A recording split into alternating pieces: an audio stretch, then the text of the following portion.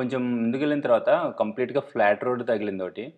So, ఈ complete flat road జుంబసి సలరి వరకెళ్తదంట. నిన్న కింజాలో దిగినప్పుడు కింజలో జీప్ దిగినప్పుడు బైకులున్నాయక్కడ. బైకులోళ్ళని అడిగాను, "ఇక్కడేమన్నా డ్రాప్ చేస్తారా? అక్కడ వరకు పయ్య వరకు గానీ, సలరి వరకు గానీ డ్రాప్ చేస్తారా?" అంటే దాదాపు అంటే ఒక 4 రోజుల జర్నీని సేవ్ చేసేటట్టుగా ఒక్క రోజులోనే డ్రాప్ చేస్తా అన్నాడు. అది వచ్చేసి పయ్య వరకు డ్రాప్ చేస్తాడనమాట. రూ. 5,000 తీసుకుంటా అన్నాడు. అంటే కింజలో నేను బైక్ ఎక్కింటే ఒక 4 రోజులు సేవ్ చేసుకున్నంత జర్నీ చేసేసి పై అనే ప్లేస్‌కి రీచ్ అయ్యే ఛాన్స్ ఉండేది.